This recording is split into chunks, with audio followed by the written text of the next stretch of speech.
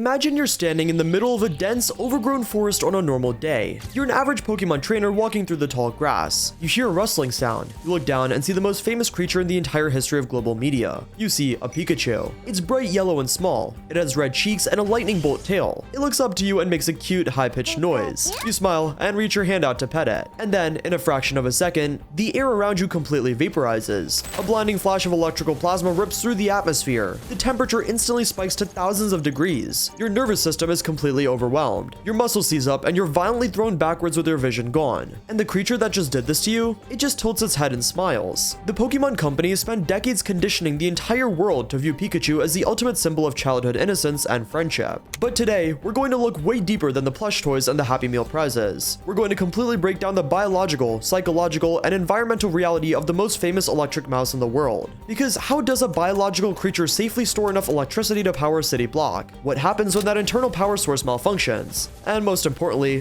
what happens to the psychology of a creature that is actively hunted, cloned, and forced to fight for its entire life? To understand the absolute horror of Pikachu, you have to look directly at its biology. You have to stop looking at it as a cartoon character and start looking at it as a living, breathing organism. In the real world, biology is efficient. Animals evolve defense mechanisms to keep them safe. Porcupines have quills. Snakes have venom. Skunks have a terrible smell. These defenses are designed to be used safely, protecting the animals without causing any internal damage to its own body. But Pikachu's defense mechanism is a catastrophic biological flaw. According to its official canon Pokédex entries, Pikachu stores electricity in the red pouches on its cheeks. It absorbs electrical energy from the environment, from thunderstorms, and from sleeping. But here's the problem. Pikachu doesn't have a safety valve. It doesn't have an internal regulator that tells it when to stop absorbing power. In fact, the Pokédex explicitly states that if a Pikachu can't release its built-up electricity, it becomes incredibly stressed. And if the buildup continues, it literally poisons itself. Then, the energy begins to fry its own internal organs. Imagine living your entire life with a ticking time bomb permanently attached to your face. If you don't constantly discharge massive amounts of raw plasma into your surroundings, your own nervous system will begin to tear itself apart. And that's not a fun superpower. A Pikachu has to randomly electrocute the world around it just to survive the night. When a thunderstorm does roll in, things get even worse. The static electricity in the air forces their internal generators into overdrive. The lore states that during strong thunderstorms, groups of Pikachu will gather together in the forest, and the sheer amount of uncontrolled electrical energy they give off can literally trigger massive lightning strikes from the sky, destroying entire sections of the forest and burning the trees to ash. They're living weapons of mass destruction that don't even have full control over their own triggers. And if you think that's bad, look at what happens when a Pikachu evolves into a Raichu. The biological horror simply scales up. Raichu's electrical sacs can hold a charge of up to 100,000 volts. That is enough raw power to instantly drop an Indian elephant into cardiac arrest. But the power takes a massive psychological toll too. The Pokédex states that if a Raichu stores too much electricity, its muscles begin to violently spasm.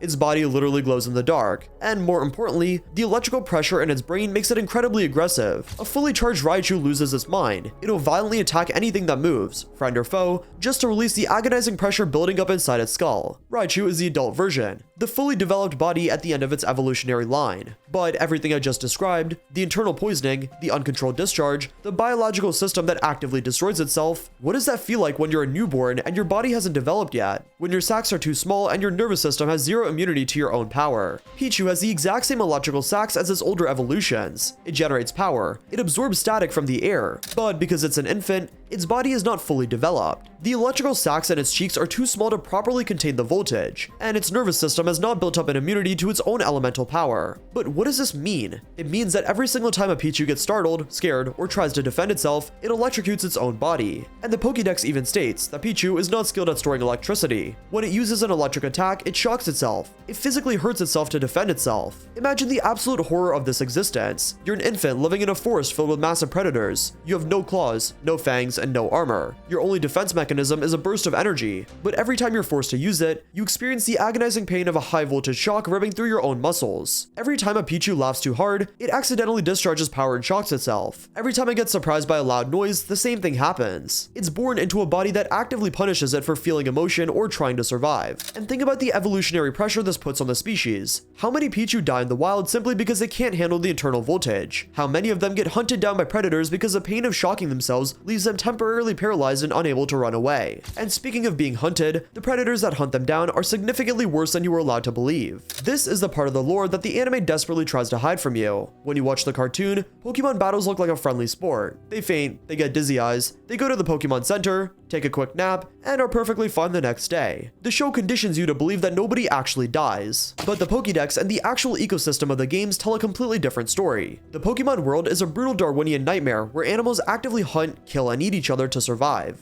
And where does Pikachu sit on the food chain? Right at the absolute bottom. Pikachu is exactly 1 foot 4 inches tall, and it only weighs 13 pounds. Imagine being a wild Pikachu living in the Viridian Forest. You're surrounded by massive venomous predators. You have to survive in the same ecosystem as Arbok, a massive cobra that is explicitly stated to crush its prey's bones before swallowing them whole. You have to survive against Scyther, a 5 foot tall praying mantis with razor-sharp sights for arms that move faster than the human eye can track. But the most terrifying predator in Pikachu's ecosystem was revealed in the Galar region, the Cramorant. Cramorant is a large blue aquatic bird Pokemon. Its entire hunting strategy is based on swallowing things whole. In the games, Cramorant has an ability called Gulp Missile. When it uses a specific move, it dives underwater and comes back up with its prey stuck in its throat. Usually, it comes up with a small fish, but if its health is low, it dives down and comes back up with a living Pikachu shoved headfirst down its esophagus. That is not a joke. This is a canonical in-game mechanic. The Cramorant literally attempts to swallow a Pikachu alive. The Pikachu is stuck in the bird's throat, kicking its legs, completely trapped. A franchise worth $150 billion canonically depicts its billion-dollar mascot being swallowed headfirst by a seabird. Game Freak actually approved this. The Pokemon Company approved this. Someone sat in a meeting, looked at the mechanic, and said yes, and then they sold you the stuffed animal. Snap back to the reality of that for a second. The Pikachu sitting in every child's bedroom is an animal that, in its natural habitat, gets used as living ammunition by a bird. And the anime wants you to think Pikachu is a hero, but the actual biology of the game proves that Pikachu is nothing more than a bottom-tier snack for larger predators. They're forced to live in a constant state of hypervigilance just to avoid being digested. But we've spent this entire video so far on the physical horror of what Pikachu is, the biology, the food chain, the infant that shocks itself to death trying to laugh. But the darker story is about what Pikachu's existence does to the world around it. Pikachu is loved by everyone. In the universe of the game, Pikachu merchandise is everywhere. It's the gold standard for cute Pokemon, but that massive overwhelming popularity cast a very dark shadow. And in that shadow, a completely new terrifying species was born,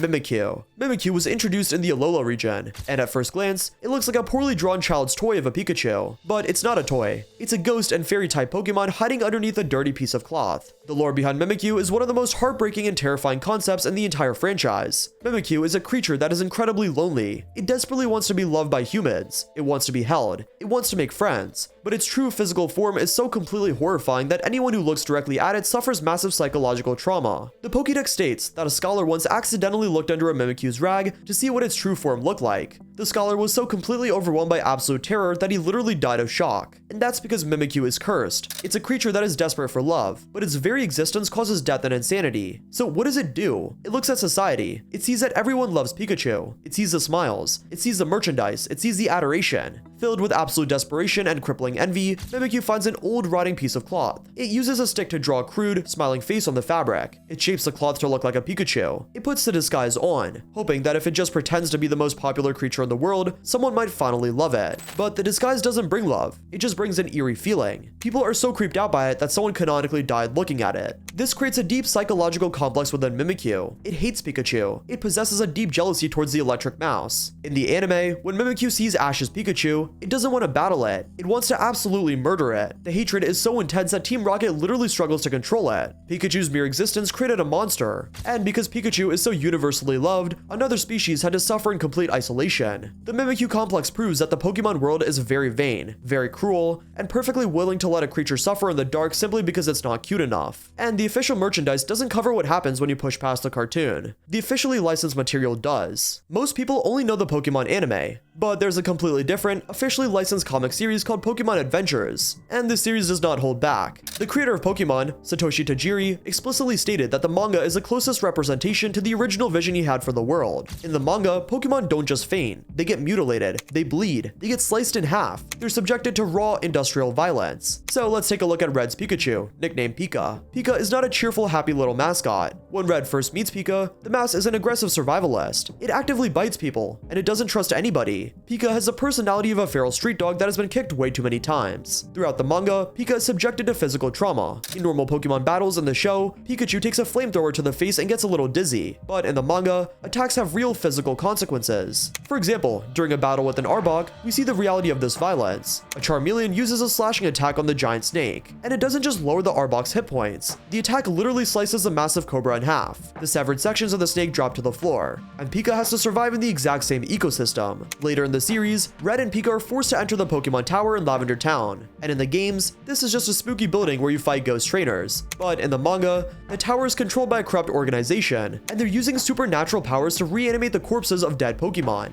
So Pika doesn't just fight ghosts, Pika has to fight physical zombies. He has to use his electrical attacks to blast the decaying flesh off of undead monsters that are actively trying to rip him apart. The psychological trauma of a small rodent being forced to fight actual reanimated corpses in a massive graveyard tower is ignored by the mainstream franchise. But the anime itself went somewhere even darker than that. In the very first season, in an episode that somehow aired on television. This episode is called the Tower of Terror. Ash and Pikachu travel to Lavender Town to catch a ghost Pokemon. They enter the haunted tower. They're messing around, trying to find a Haunter or a Gengar. Ash and Pikachu are jumping on the floor, trying to scare the ghosts out of hiding. But their jumping causes the ceiling to crack. A heavy wrought iron chandelier breaks off from the roof. It falls directly down onto Ash and Pikachu. The camera cuts away for a second, and when we cut back, the chandelier is sitting on the floor. Ash and Pikachu are pinned underneath it, and they're not moving. And then the ghost Pokemon Haunter appears. It reaches its spectral hands down into the physical bodies of Ash and Pikachu. It literally pulls their souls completely out of their physical corpses. And no, this is not a metaphor. This isn't a dream sequence.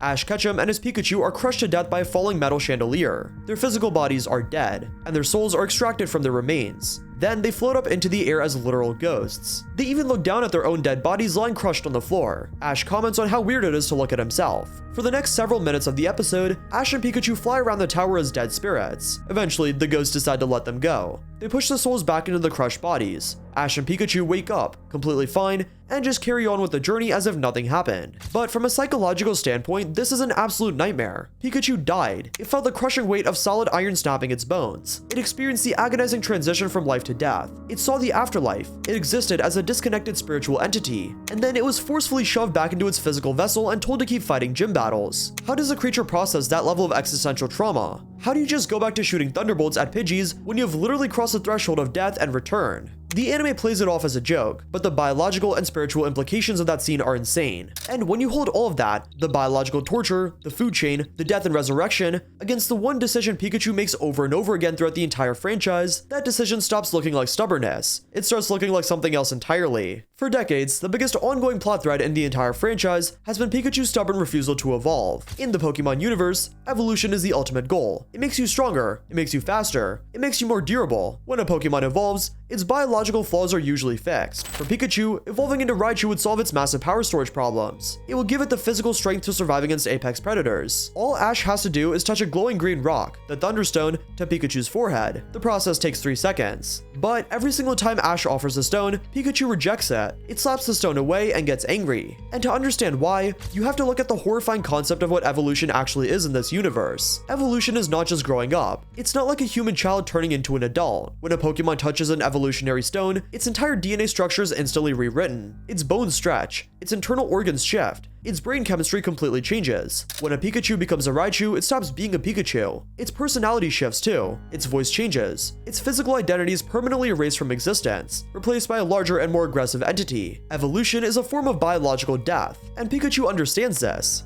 During their battle with Lieutenant Surge's massive overpowered Raichu, Pikachu gets beaten to a pulp. The Raichu is faster, stronger, and more lethal. Ash brings out the Thunderstone. He tells Pikachu that if they want to win, they have to evolve. They have to match the enemy's power. But Pikachu looks at the stone and realizes the cost. If it touches that rock, it'll gain the power to win the fight. But the creature that wins the fight will not be the same creature that started it. Pikachu makes a conscious decision to remain weak. It chooses to suffer. It chooses to keep its fragile body, simply because it's terrified of losing its own identity. And this is the ultimate tragedy of Pikachu.